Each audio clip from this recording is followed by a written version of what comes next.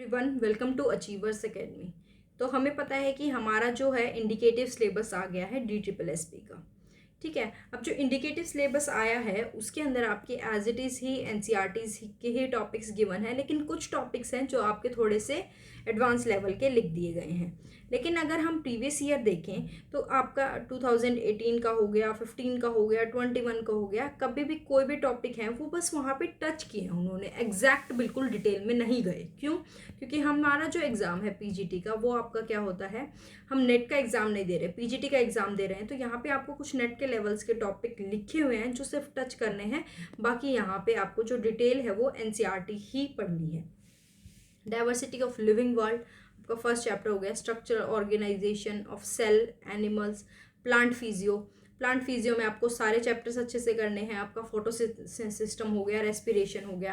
Human biology यानी human physiology के अंदर जितने भी चैप्टर्स हैं, डाइजेशन, रेस्पिरेशन, सब अच्छे से करने हैं।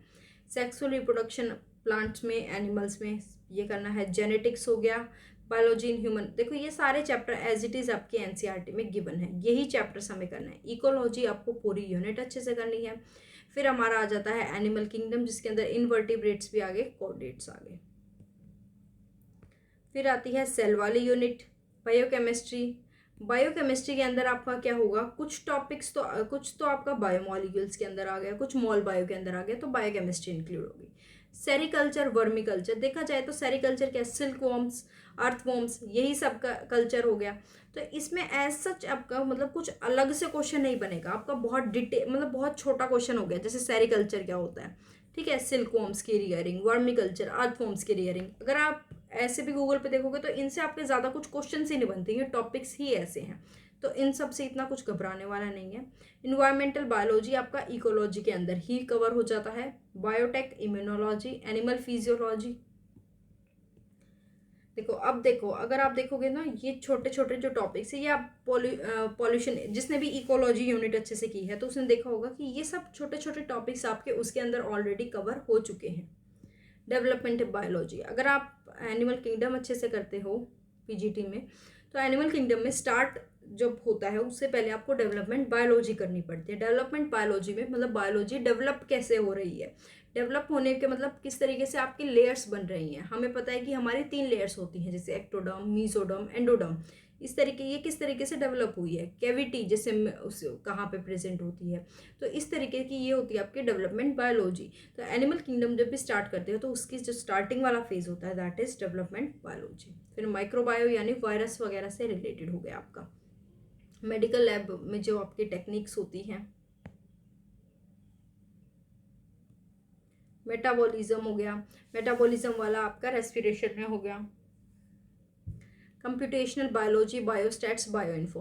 अब देखो ये सब आपकी दे दी हैं, लेकिन अगर आप देखोगे तो ये सब आपकी ना MSc में पूरी अलग अलग फील्ड है। अगर हम पढ़ने लगे तो बायोस्टैट में आप कितना क्या क्या पढ़ोगे, बायोस्टैट में तो इतने न्यूमेरिकल्स भी आ जाते हैं, बायोइन्फो में डेंडोक्रोनोलॉजी, और मतलब अलग अलग फील्ड्स आ जाती हैं। तो यहाँ से आपके एज सच कुछ क्वेश्चन बनते नहीं हैं, ठीक है। तो ये सब आपका क्या है, एज इट इज़ जो इग्नू का सिलेबस था ना आपका, वो जो डिस्टेंस का सिलेबस था वो सारा यूं का यूं डाल दिया है। पेपर आपका जो सिलेबस था वो पहले वाला ही है, एग्जाम पैटर्न है वो पहले वाला ही रहेगा, ठीक है।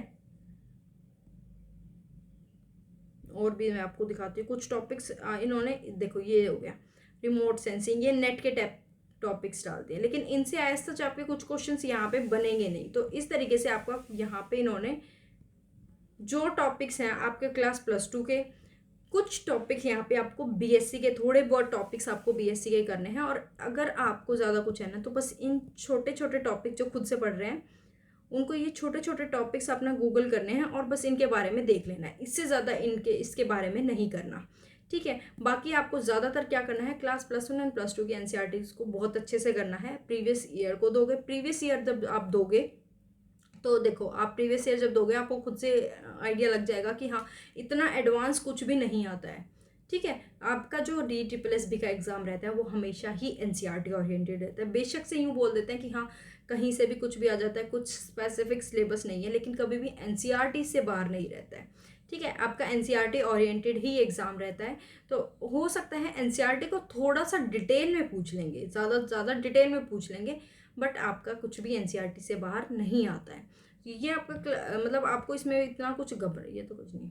जो 20 मार्क्स की वो होती है ना टीचिंग मेथडोलॉजी, वो है। मतलब कुछ भी घबराने जैसा नहीं है। अगर आप देखो, अब आपका क्या चल रहा है, मई चल रहा है, जुलाई तक आपका एग्ज़ाम हो जाएगा, 1 महीना है। आप खुद सोचो, 1 महीने पहले वो इतना सारा सिलेबस दे रहे हैं, तो जो हमने इतना सारा सिलेबस जो अब तक किया है, ठीक है, या फिर कुछ बच्चे हैं जो अब स्टार्ट भी करेंगे, तो एकदम से 1 महीने में इतना सिलेबस करना इम्पॉसिबल है।